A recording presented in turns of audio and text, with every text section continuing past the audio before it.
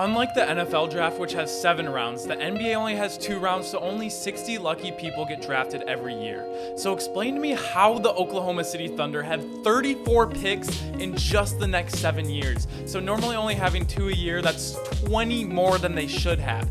Actually, you don't need to explain it to me, it's rhetorical. I did all the research and I'll tell you exactly how the Thunder got all these picks. There's 17 first round and 17 second rounds, and how they should use them within the next 7 years. And trust me, the options are endless. Being a Thunder fan must be like going on a roller coaster, because they made it to the finals with an insanely young team who all have won MVPs at this point. After that, the team blew up. They lost KD in free agency, Harden went to the Rockets, and they bring in Paul George and Carmelo Anthony to pair with Russ and Steven Adams. And even though 4 individually great players, there was absolutely no synergy. It was just so clunky, and it resulted in back-to-back first-round exits in the playoff. They push Melo out of the league, and Paul George pushes his way out of the organization by demanding a trade. This makes Russ want to leave too, and now there is no resemblance of their finals team of 2012. But throughout all the ups and downs, I think Thunder fans might have hit an all-time low when CP3 left, and now they actually just have no stars remaining. But Thunder fans rejoice. You have a genius GM in Sam Presti, and throughout all the mayhem, the Thunder are now the richest NBA team in the league, because the currency in free agency is draft picks, and as I mentioned before, they have Jeff Bezos wealth in that aspect. They got 17 first rounders by sending Westbrook to the Rockets, Paul George to the Clippers, Jeremy Grant to the Nuggets, Chris Paul to the Suns, and Danny Green to the 76ers. This is in addition to a ton of pick swaps that they're loading up for in the 2021 draft, because it's predicted to be one of the deepest drafts in the last 10 years. And if you're curious about any of the players, we cover a lot of them on this channel, so make sure to subscribe. Anyways, back to it. After trading away seemingly everyone on this team for draft picks, you probably think they have a horrible team, right?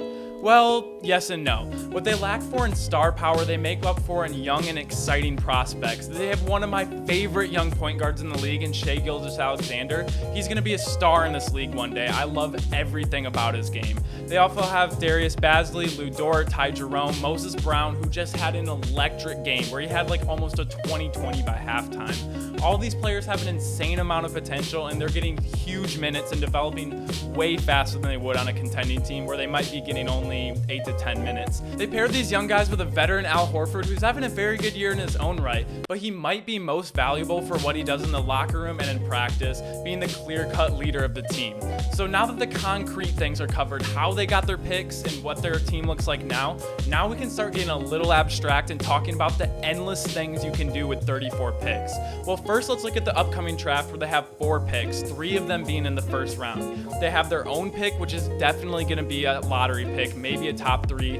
Houston's pick, that'll definitely be in the lottery, and then Golden State's pick, depending on how the rest of the season goes, might end up being a very good pick as well. So just looking in the short term in 2021, they will more than likely land someone in the top 3 or 5, and one of these picks would be huge to get a guy like Cade Cunningham, Jalen Green, Jalen Suggs, Jonathan Kuminga, Evan Mobley, just to pair with their young core. And since the draft is so good, I see them taking advantage by just getting their guy and trading all the other picks or swapping them for players in the NBA that are already developed. They need to make their team more appealing, because later I'm going to cover what they can do with these picks and trade for players, and it doesn't matter if you get the player there if they're just going to leave in free agency, like Kawhi did to Toronto. In hindsight, it was a great move, but if they lost early on in the playoffs, the Raptors would look really silly for doing this trade, trading DeMar DeRozan, who actually loved being in Toronto. Now we can look at some of the free agents that are going to be available in the 2023 free agency, so they should go out there and get them earlier. And it's just common sense for teams just to trade their stars if they don't think they're going to re-sign in free agency, so they get some value from them. And it's common sense for the Thunder to make these trades, because there's a small market team in Oklahoma, aren't everyone's dream free agency destination. But looking at the summer of 2023, there's going to be names like Kyrie Irving, Joel Embiid, Nikola Jokic, Jeremy Grant, Miles Turner. Depending on some other players and their player options, we have KD, Bradley Beal, Chris Middleton, Jimmy Butler, Kristaps Porzingis, and Fred VanVleet. And some of these players, their future on their franchise is a lot less certain, more like Jeremy Grant, Miles Turner, Bradley Beal, Middleton, Porzingis.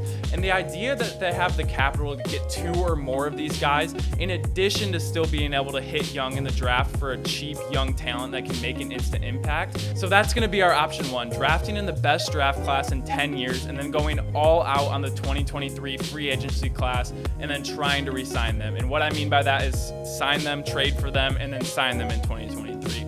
Another option they have is just trying to go all out on the draft and then supplement with really quality role players with their second round picks and just use all of their first round picks for themselves. And we've seen teams build great teams through the draft. We've seen the Nuggets draft Jamal Murray, MPJ, and Jokic. The Warriors drafted Curry, Clay, and Draymond. The Jazz drafted Rudy Gobert, Donovan Mitchell, Joe Ingles. And so if the Thunder are confident in their drafting abilities, they could keep their high overall draft picks and use their pick swaps to keep building their young team. And I mean, they have a lot of chances at this. This would allow them to use their second round draft picks for great role players. I don't know exactly who, depends on who they get in the draft and what positions they need to be filled, but I'm talking about players that are in the tier list of like Bogdanovich, John Collins, Buddy Hield, Lonzo Ball, players that just make your team better but aren't all-stars and hope you hit in the draft like the teams I mentioned before.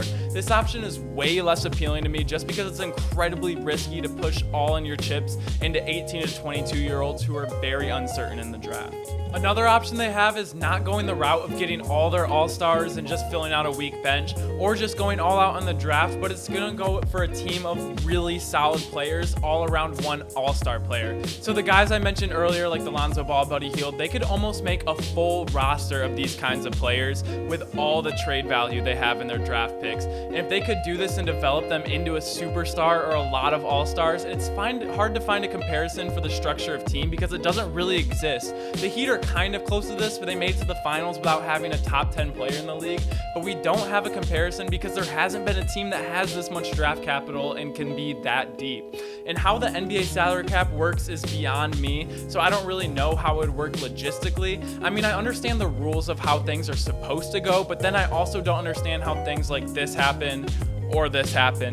But the Thunder nonetheless are sitting very pretty and can do endless options. They can do one of the options I gave them or just like a mix of them. And if Sam Presti had the genius ability to get them into the situation with all these picks, with Shea, Moses, and others, then I have all the confidence that he's gonna do the right thing with all these picks. But let me know what you guys think. Thank you guys so much for watching, and also this is kind of unofficially the first Gem Live merch. I mean, it's not for sale. My girlfriend Hannah embroidered this. I thought it was super cool, so thank you, Lexi. I mean, if you want to buy one, DM me on Instagram. We can figure out a price or something. But yes, you guys had some questions about this earlier. I know Gem, my logo, the diamond is GEM, and my name's JEM. That's just my initials. My name's Jackson, so just to clear that up. But make sure, if you liked the video, make sure to leave a like. Comment down below what you think the Thunder should do, and if you're a Thunder fan, I would be thrilled if I were you, because I'm a Pistons fan. We're kind of sitting in hell moratorium right now where we're terrible, but we don't have much draft capital. We suck in the draft, so hopefully you guys can do it better. And if you like videos like these, make sure to subscribe. Check out more videos. If you want to see more videos about the 2021 draft class, then go check them out. I think I've done 4 or 5 so far. A lot more to come when we get close to the draft. Thank you guys so much for watching, and I will see you all tomorrow. Peace.